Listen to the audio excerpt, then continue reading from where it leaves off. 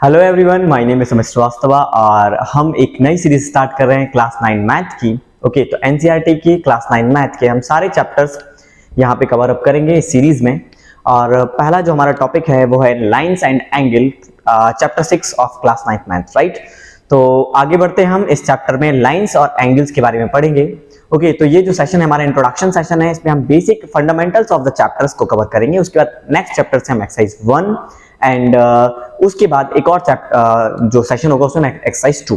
तो हम complete 3 session में इस पर्टिकुलर चैप्टर को कवर अप करेंगे और सारे जो भी हमारे थ्योरम्स हैं और जो भी हमारे एक्सरसाइज क्वेश्चन हैं उन सभी को कवर अप करते हुए।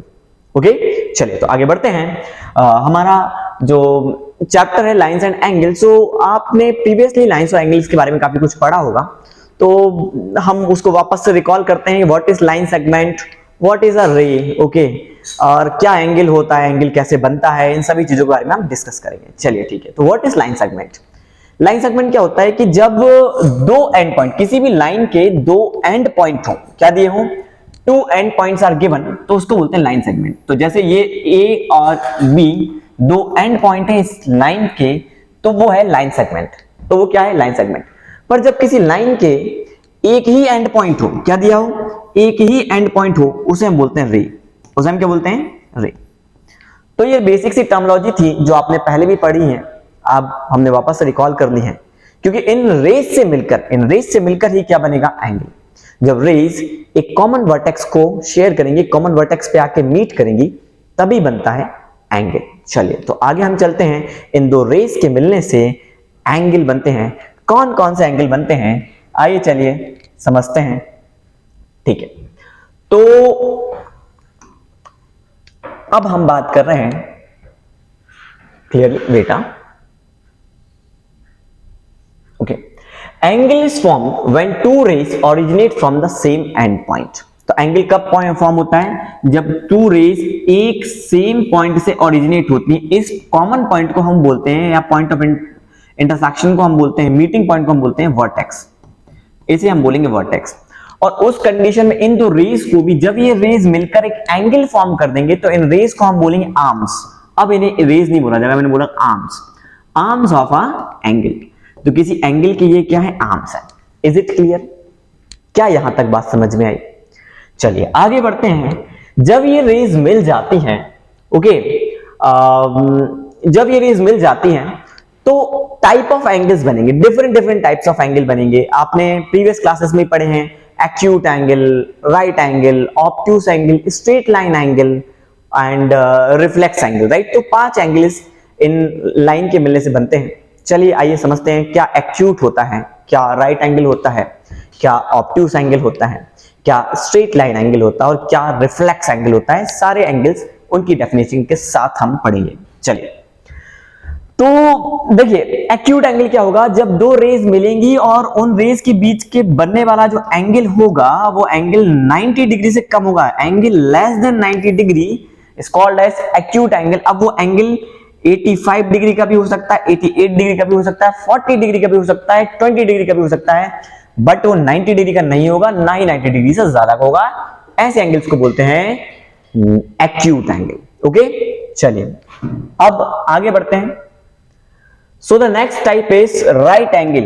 नेक्स्ट टाइप क्या है, राइट एंगल। तो क्या होता है राइट एंगल, हम राइट एंगल पढ़ते हैं। राइट एंगल जब दो रेज इस तरीके से मिले कि उनके बीच एंगल 90 डिग्री बन जाए, मतलब वो परपेंडिकुलरली मिले, मतलब उनका वर्टेक्स पे वो स्ट्रेट इस तरीके से एंगल फॉर्म होता है, तब हम उसे बोलते हैं राइट एंगल।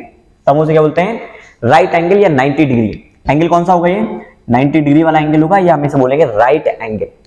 ओके, क्लियर है। चलिए तो यहां तक बात समझ में आई कि दो रेज हैं, मान लीजिए रेज ए बी और बी सी है, तो ये एक एंगल बना, angle A B C 90 degree, इसे हम बोलेंगे राइट एंगल। क्लियर है। चलिए अब क्या होता है ऑब्ट्यूस एंगल। ऑब्ट्यूस एंगल क्या हो जाएगा, ऑब्ट्यूस एंगल होता है जब दो रेज मिलती हैं और उनके बीच में एक एंगल फॉर्म होता है जो कि 90 डिग्री से बड़ा होता है। 90 डिग्री से क्या होता है, बड़ा होता है उसे, या ग्रेटर देन 90 डिग्री होता है, तब हम बोलेंगे ऑब्ट्यूस एंगल। तो obtuse angle greater than 90 degree तो होगा, पर लेस देन 180 डिग्री, 180 डिग्री से छोटा होगा। तो 90 से 180 डिग्री के बीच में जो भी एंगल होगा उसे हम ऑब्ट्यूस एंगल बोलते हैं। Is it clear? Is it clear? Right, चलिए आगे बढ़ते हैं। नेक्स्ट है हमारा स्ट्रेट लाइन एंगल। नेक्स्ट हमारा क्या है? Straight line angle. तो what is straight line angle? What is straight line angle? Straight line angle होता है जब दो रेज एक स्ट्रेट लाइन फॉर्म कर दें, एक स्ट्रेट लाइन फॉर्म कर दें, तो हम उसे बोलते हैं स्ट्रेट लाइन एंगल। मतलब ये रे ए ओ और बी, ए ओ और ओ बी ने मिलके ए ओ बी एक स्ट्रेट लाइन फॉर्म कर दी, तो इसे हम बोलेंगे स्ट्रेट लाइन एंगल। ये हमेशा 180 डिग्री का होगा। कितने का होगा? 180। जब एक स्ट्रेट लाइन फॉर्म होगी तो वो इस पॉइंट से इस पॉइंट तक ये जो पूरा एंगल बनेगा ये 180 डिग्री का होगा। ओके, क्लियर है? चलिए, and next is reflex angle. What is reflex angle? क्या होता है रिफ्लेक्स एंगल? तो पहली बात तो आप डेफिनेशन वाइज समझ लें कि रिफ्लेक्स एंगल जो भी होगा वो 180 डिग्री से बड़ा होगा, मतलब ग्रेटर देन 180 डिग्री होगा, और लेसर देन 360 डिग्री, 360 डिग्री से कम होगा, और 180 डिग्री से ज्यादा होगा। और क्या होता है रिफ्लेक्स एंगल? तो उसको पता करने के लिए हमेशा हम क्या करते हैं कि जो भी एंगल गिवन है, फॉर एग्जांपल जैसे आपको एक एंगल दिया है, फॉर एग्जांपल ये आपको एक एक्यूट एंगल दिया है जो कि है 40 डिग्री का। कितने डिग्री का है? 40 डिग्री का है। अब इस एंगल का आपसे पूछा गया रिफ्लेक्स एंगल पता करो। क्या पता करना है? Reflex angle. रिफ्लेक्स एंगल मतलब बचा हुआ एंगल। मतलब क्या होगा? बचा हुआ एंगल। एक सर्किल को कंप्लीट करने के बाद वो एंगल जो रेस्ट जो बचा है वो हमें पता करना है। तो हम हमेशा रिफ्लेक्स एंगल कैसे फाइंड करते हैं? 360। रिफ्लेक्स एंगल फाइंड करने का एक फॉर्मूला है, that is 360 degree minus given angle, minus given angle. तो गिवन एंगल यहां पे क्या है? 40 डिग्री। यहां पे क्या है? 40 degree. Angle 360 minus given angle that is 40 degree, तो क्या हो जाएगा? Angle 320 degree is the reflex angle, is the reflex angle of this given angle. तो ये जो एंगल है बचा हुआ वो 320 डिग्री होगा, और यही रिफ्लेक्स एंगल होगा इस 40 डिग्री वाले एंगल का। क्या ये बात आपको समझ में आई? तो ये है हमारा दो लाइन मिलने से 5 टाइप के एंगल बने। पांचों टाइप के एंगल हमने पढ़ लिए। ये इंट्रोडक्शन पार्ट था। आगे बढ़ेंगे कि अब दो एंगल के मिलने से क्या होगा। अभी तक तो हमने पढ़ा दो लाइन के मिलने से एंगल बनेंगे। दो लाइन के मिलने से क्या बनेंगे? एंगल बनेंगे। दो एंगल के मिलने से भी काफी अलग अलग टाइप के एंगल बनेंगे। उससे पहले हम पढ़ते हैं दो बहुत ही important terms, that is complementary angle और सप्लीमेंट्री एंगल। क्या पढ़ने वाले हैं हम? कॉम्प्लीमेंट्री एंगल और सप्लीमेंट्री एंगल। क्लियर है? चलिए, तो व्हाट इज कॉम्प्लीमेंट्री एंगल? तो जब दो एंगल का सम 90 डिग्री हो, जब दो एंगल का सम 90 डिग्री हो, जैसे फॉर एग्जांपल एक एंगल ए है प्लस दूसरा एंगल बी है, और दोनों का सम क्या हो जाए? 90 डिग्री हो जाए। दोनों का सम क्या हो जाए? 90 डिग्री हो जाए, है ना? तब हम उस कंडीशन में इस एंगल को बोलेंगे कॉम्प्लीमेंट्री एंगल। क्या बोलेंगे? Complementary angle. तो angle A is complementary angle of angle B, और angle B is complementary angle of angle A, जब दो एंगल का सम 90 डिग्री होता है। तो क्वेश्चन कैसे पूछा जाता है? क्वेश्चन सीधा पूछा जाता है कि सपोज एक एंगल बी है, और एंगल बी दिया है आपको 30 डिग्री। कितना दिया? 30 डिग्री। और पूछा जाएगा कि what is complementary angle of angle B? Angle B का कॉम्प्लीमेंट्री एंगल क्या है? तो आपको पता है कि दोनों का सम 90 होना चाहिए। तो आप क्या करेंगे? सपोज एंगल बी का कोई कॉम्प्लीमेंट्री एंगल आपने बोला, चलो एंगल ए है, एंगल ए है, तो अब आप क्या करेंगे? Angle B plus angle A equal to 90 degree, ऐसा होना चाहिए था अगर ये कॉम्प्लीमेंट्री एंगल है। और आपने पूछा है complementary angle of angle B, तो एंगल बी की वैल्यू दी है 30 डिग्री। आप सीधा पुट करेंगे angle A equal to 90 minus 30, 90 minus 30, जो कि आएगा angle A equal to 60 degree. अब आप कह सकते हैं कि 60 degree is the complementary angle of 30 degree. 60 degree is the complementary angle of 30 degree. Is it clear? क्योंकि ये काफी सारे क्वेश्चन में इतना इंपॉर्टेंट कंसेप्ट है कॉम्प्लीमेंट्री सप्लीमेंट्री।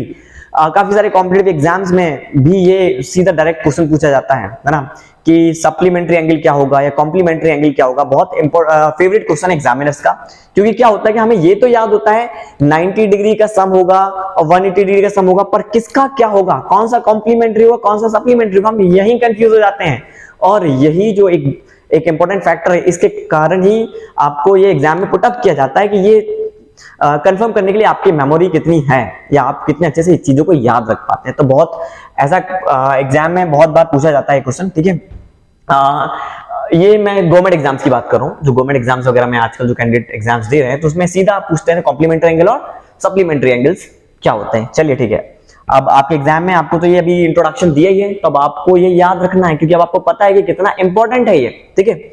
चलिए आगे बात करते हैं सप्लीमेंट्री एंगल। तो जब दो एंगल का सम 180 डिग्री हो, जब दो एंगल का सम क्या हो 180 डिग्री हो, तब हम बोलते हैं कि वो दोनों एंगल एक दूसरे के सप्लीमेंट्री एंगल होंगे। For example angle x plus angle y equal to 180 degree. अब अगर आपको एक एंगल दिया है, आपसे पूछ लिया गया कि एक एंगल आपको दे दिया है यहाँ पे angle x equal to 70 degree, तो एंगल x 70 डिग्री, इसका सप्लीमेंट्री एंगल क्या होगा? इसका सप्लीमेंट्री एंगल वही होगा जो 70 में प्लस करने पर 180 लेके आ दे। जिसका 70 में प्लस करने पर आंसर क्या है 180 आए, तो हम सीधा 180 में से 70 माइनस कर लेते हैं। तो 180 में से 70 माइनस करोगे तो आपको आएगा 110। क्या आ जाएगा 110। तो एंगल y इक्वल टू 110, आप कह सकते हैं कि 110 is the supplementary angle of 70 degree. 70 degree का सप्लीमेंट्री एंगल क्या होगा 110, क्योंकि सप्लीमेंट्री एंगल में क्या होता है कि दोनों ही एंगल का सम मिला के क्या हो जाएगा 180 degree. Is it clear? Is it clear? चलिए ठीक है, अब हम आगे बढ़ते हैं कि अभी तक हमने पढ़ा कि दो लाइंस के मिलने से एंगल बन रहा है और पांच टाइप के एंगल हमने पढ़ लिए हैं। अब हमने इसके बाद पढ़ा सप्लीमेंट्री और कॉम्प्लीमेंट्री एंगल। अब हम पढ़ रहे हैं दो एंगल के मिलने से भी डिफरेंट टाइप ऑफ एंगल बनेंगे। दो एंगल के मिलने से डिफरेंट टाइप ऑफ एंगल बनेंगे, दैट इज एडजेसेंट एंगल, और एक आपका बनेगा स्ट्रेट एंगल, और एक आपका बनेगा that is vertically opposite angle, right. चलिए तो हम बात करते हैं एडजेसेंट एंगल की। What is adjacent angle? तो two angles are adjacent if they have a common vertex, a common arm and the non-common arm are on different sides of common arm। मतलब कि दो एंगल एडजेसेंट एंगल तब बनेंगे कि जब उनके vertex common हो और कॉमन आर्म के अपोजिट में नॉन कॉमन आर्म हो। फॉर एग्जांपल मैं एक ड्रॉ करके बताता हूं आपको कि जैसे फॉर सपोज कि हमने आपको ये ड्रॉ कर किया एक फिगर, ठीक है, कि ये एक फिगर है ए बी और सी और डी। तो यहां पे दो एंगल हैं, एंगल CAD और एक है एंगल BAC, है ना। और इन दोनों एंगल को ज्वाइंट कर दिए गए तो तीनों आर्म्स, ये आर्म कॉमन आर्म था। कौन सा आर्म? Angle AC। आर्म जो AC है, AC आर्म है, वो कॉमन है DAC का भी और BAC का भी, और AD और AB अपोजिट साइड है इस कॉमन आर्म की, इस कॉमन आर्म के अपोजिट साइड है। तो हम इन दोनों एंगल को एंगल CAD और एंगल CAB, ये दोनों एडजेसेंट एंगल है। Both are adjacent angle to each other, क्योंकि इन दोनों एंगल को जब हमने ज्वाइंट किया तो इन दोनों की कॉमन वर्टेक्स आ रही है। वर्टेक्स क्या आ रही है? कॉमन है, और AC आर्म इसमें कॉमन है। तो ऐसे एंगल्स को हम बोलते हैं adjacent angle. Is it clear? चलिए ठीक है, और अब हम बात करते हैं, नेक्स्ट है हमारा लीनियर पेयर ऑफ एंगल। तो लीनियर पेयर ऑफ एंगल क्या होगा? जब दो नॉन कॉमन आर्म, एंगल तो दो जोड़ेंगे, जब दो एंगल जुड़ने से जो नॉन कॉमन आर्म है वो एक स्ट्रेट लाइन फॉर्म कर दे, ऐसे एंगल्स को हम बोलते हैं linear pair angle. For example एक ये हमने फिगर आपको बनाया, राइट, डायग्राम से हम आपको शो कर रहे हैं कि फॉर एग्जाम्पल ये एक स्ट्रेट लाइन है, और ये मान लेते हैं A है, और ये O है, और ये B है, और एक ये स्ट्रेट लाइन ये C है, ठीक है। अब कॉमन आर्म दो अलग अलग एंगल थे, एंगल COB और दूसरा एंगल था angle COA, angle COB and angle COA, angle COB और एक एंगल था एंगल COA, और इसके कॉमन आर्म क्या था? CO। नॉन कॉमन आर्म क्या थे? OB और OA। OB और OA नॉन कॉमन आर्म थे। जब नॉन कॉमन आर्म एक स्ट्रेट लाइन फॉर्म कर लेते हैं, ऐसे एंगल्स को हम बोलते हैं लीनियर पेयर एंगल। हम पहले भी पढ़ चुके हैं फिर से बता रहे हैं आपको, इन दोनों एंगल का सम हमेशा क्या होगा, 180 डिग्री। दोनों एंगल का सम, इस वाले एंगल का और इस वाले एंगल का, दोनों एंगल का सम क्या होगा, 180 डिग्री। जब भी एक स्ट्रेट लाइन फॉर्म होती है तो दो एंगल का सम क्या निकल के आता है, 180 डिग्री। ठीक है, तो ये कंसेप्ट भी आई होप कि आपको समझ में आया, समझ में आया। ठीक है, अब लास्ट कंसेप्ट हम पढ़ते हैं और लास्ट टाइप ऑफ एंगल हम पढ़ते हैं। यहां से हमारा इंट्रोडक्शन पार्ट कंप्लीट हो जाएगा, यहां से हम अपना इंट्रोडक्शन पार्ट कंप्लीट कर लेंगे। ठीक है, तो ये लास्ट फॉर्म है हमारा ओके लीनियर पेयर के बाद में वर्टिकली अपोजिट एंगल। तो लास्ट टाइप ऑफ एंगल हमारे पास में वर्टिकली अपोजिट एंगल। ये पढ़ते ही साथ हमारे कंसेप्ट क्लियर, हम जाएंगे थ्योरम पार्ट पर, उसके बाद हम जाएंगे एक्सरसाइज पार्ट पर, और फिर हम जाएंगे दो एक्सरसाइज इस चैप्टर की, दोनों एक्सरसाइज को हम कंप्लीट करेंगे। तो ये लास्ट कंसेप्ट आप समझिए, what is vertically opposite angle. As it is given, दिया है आपको कि two lines, if two lines intersect each other then the vertically opposite angles are equal. तो जब दो लाइंस एक दूसरे को इंटरसेक्ट करते हैं, है ना, तो वर्टिकली अपोजिट एंगल क्या होंगे।